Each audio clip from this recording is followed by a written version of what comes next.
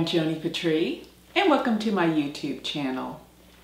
Today I'd like to talk about the month of November. And November has so many changes. We're all feeling the winds of change as we see the seasons change. It's actually a time of reflection. This is a month where I believe we're all getting in touch with the deeper aspects of ourselves. And through this, we will better understand our world. This month, Saturn is finally in Sagittarius to stay. Now, Sagittarius is the sign that deals with righteousness and religious beliefs. So people are going to be more involved in what they believe, their truths. And what it's all about is really bringing this out to the world. And you're going to see some major shifts with understandings in spiritual beliefs as well as religious righteousness. And you're going to see a lot of moving towards cults. People have the need to want to be together, to feel a sense of unity and union, because there's been so much separation. The family unit, the family core, is being more destroyed. And because of this, people have the need to feel a sense of pulling together. Many times this can come through cults, religions, or spiritual groups that are better equipped to change the world in consciousness. Now, I've been talking about the Gandanta planets for so long. The end of November, these planets will finally cease being in this Gandanta position. The only planet this month that's still Gandanta is Saturn. Now, what Gandanta means, once again, is when a planet is in the last degrees of water or in the early degrees of fire. And after about 3 degrees of Sagittarius, Saturn is finished with being Gandanta.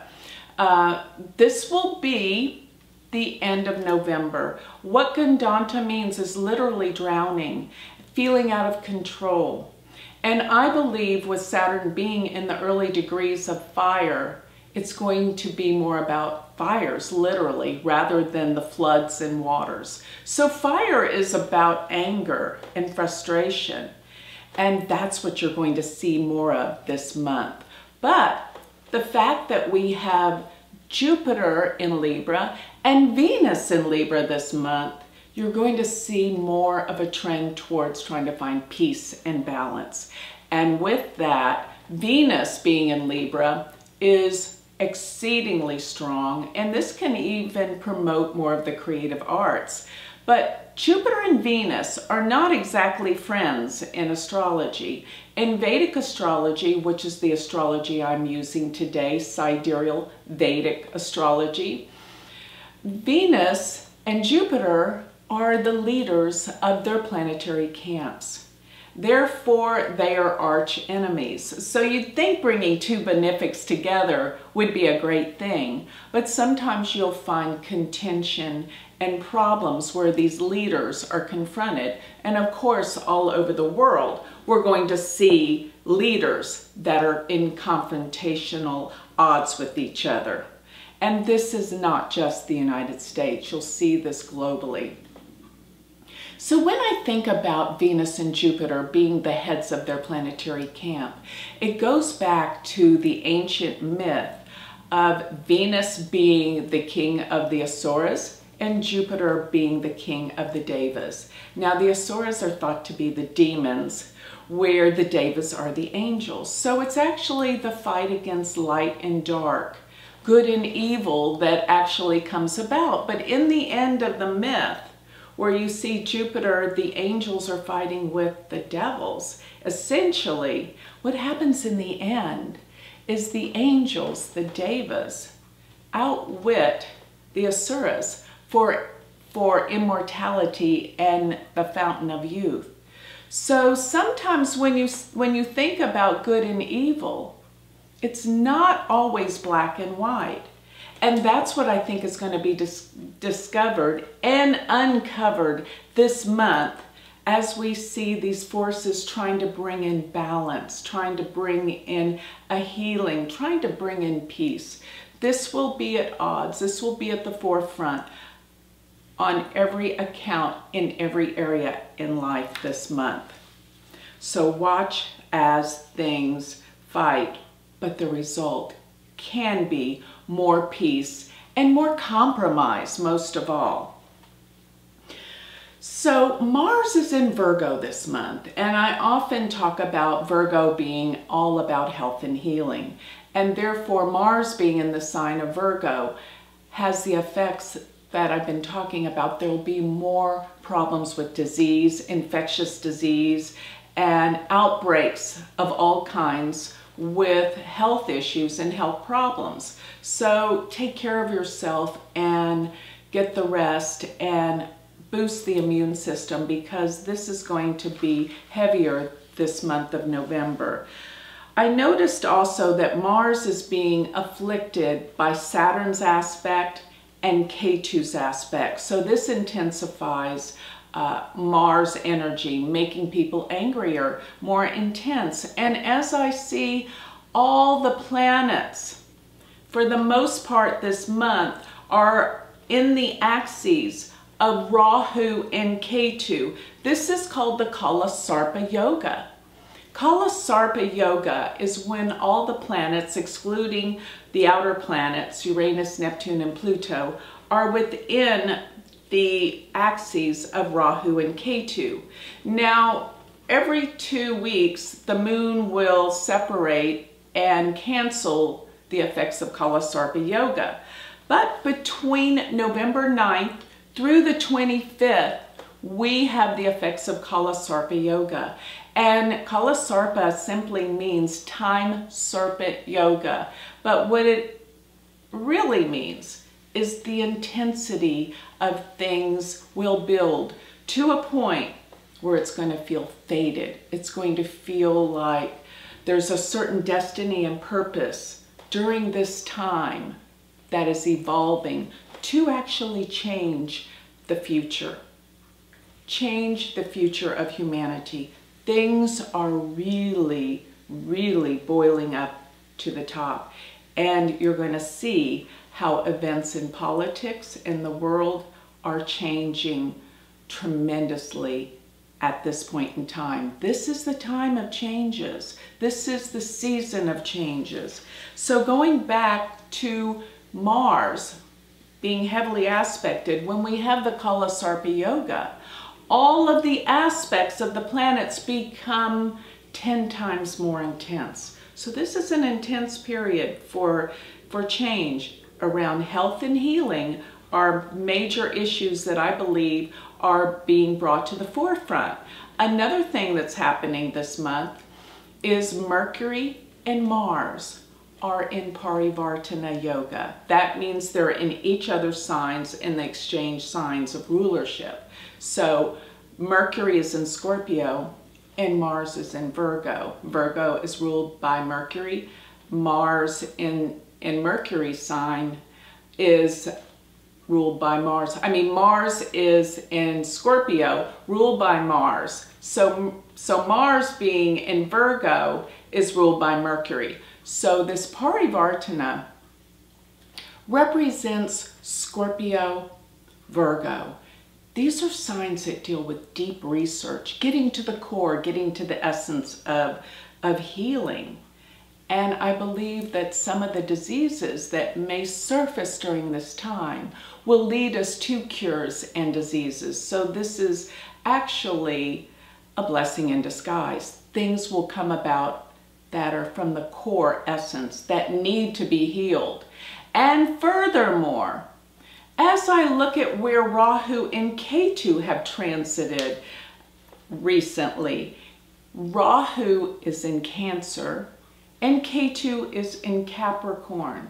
Now, Rahu in Cancer is what I'm talking about, the breakup of the family unit, of feeling together we're suddenly feeling separate. And you can see in the world how all of this havoc is happening, where people, according to their beliefs, whether politically, religiously, are being separated, isolated. There's so much controversy, and people just really need to be brought together. And this is where these groups are forming all over the world to give people a sense of feeling connected again, because everyone has become so disconnected, and the unity needs to be brought together. So many groups that are powerful in healing will be brought together in order to heal this disconnection going on in the world. Now, Ketu being in Capricorn, Capricorn is all about government, and this represents the breakdown of the government. And Ketu also reflects the past. So things in the government are going to be surfaced up to be healed from the distant past. I don't mean the recent past, I mean the distant past. And therefore, scandals, things that have been covered up, are finally being exposed, such as who really assassinated President Kennedy. That's out now. The cat's out of the bag. I've always known the truth being here in Dallas. Always afraid to say it, because look what happens to those that expose this truth. They somehow disappear, especially since I was raised in Dallas, Texas, the place where this event occurred in 1963. The truth is out, and we know that we know who did it. We know what was behind this, and bits and pieces are being revealed. A lot of it is still on purposely being made vague, but we know that it had much to do with the government and its inner workings and the people of wealth and money that were behind this. It's out there now. Another thing that's interesting that's being revealed right now is scandals from the past. The Roswell incident. What was that all about? Where are the cover-ups from the government with this? So it's government cover-ups that are coming out. We're going to find out more about Roswell and what really happened with the aliens that somehow crashed and were covered up and disappeared. Watch this as this surfaces.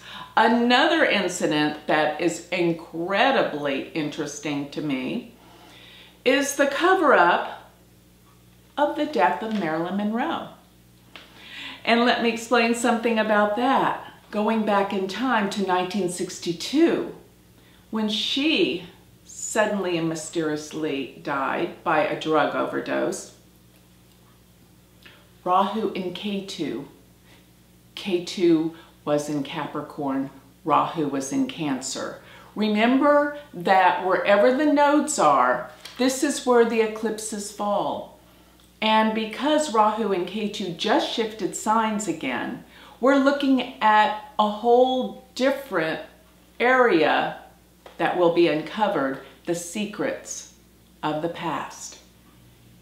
And this secret is going to surface, and answers are going to come within the next year and a half as we have Ketu in Capricorn and Rahu in Cancer. Because that's where they were in 1962 in August, when Marilyn Monroe mysteriously was found dead.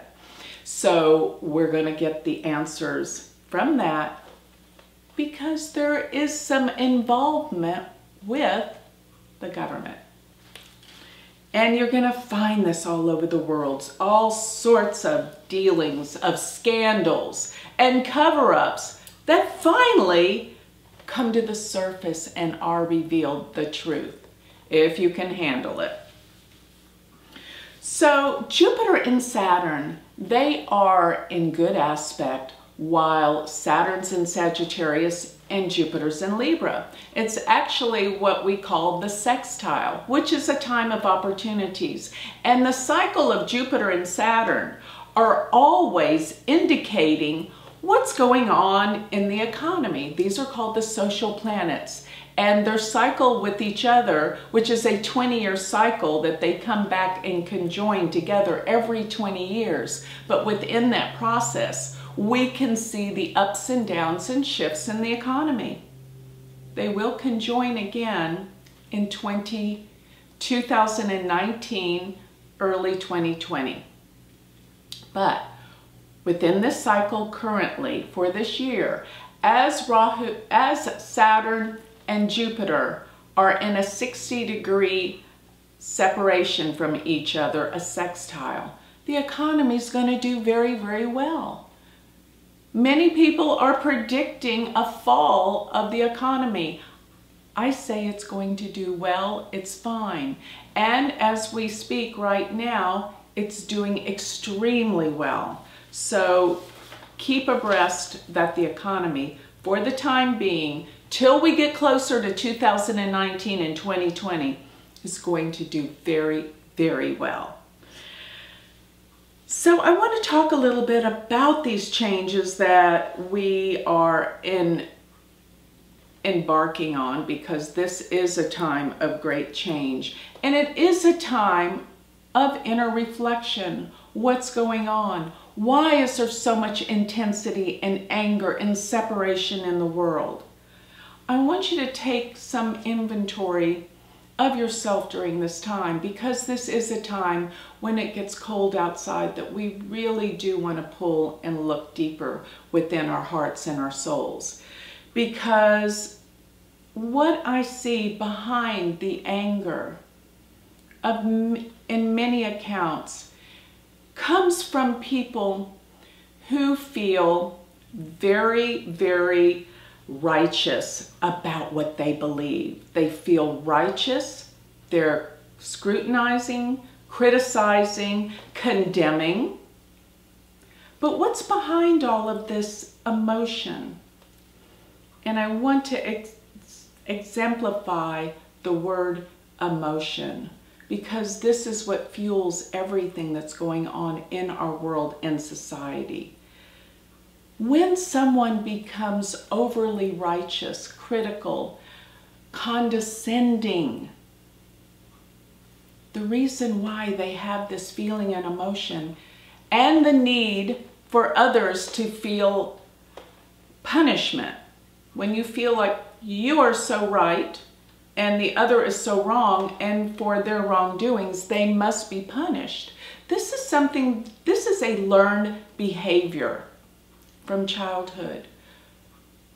Those that feel criticized, scrutinized, judged, early on have this sense within them. They project it out there, and what happens? It comes reflected back.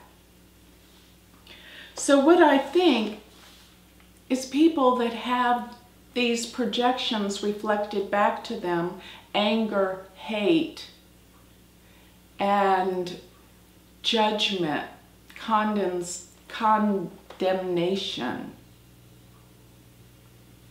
they're putting that out there. Remember, the law of attraction is for real.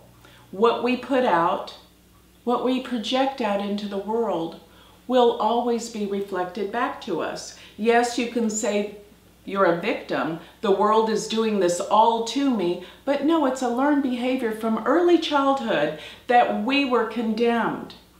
Therefore, we condemn outwardly again. This is really the core essence of why the world is turning on itself, because of the inner feelings and emotions. So what we are projecting, we cannot project these things unless we've experienced these hurts from childhood, from early beginnings. This is a learned behavior. So what I feel like, the world is suffering because of this inner criticism that has happened to them. So the only way that you can take back your power is to understand that whatever you project outwardly is what you're going to see back in your life, the mirror reflection.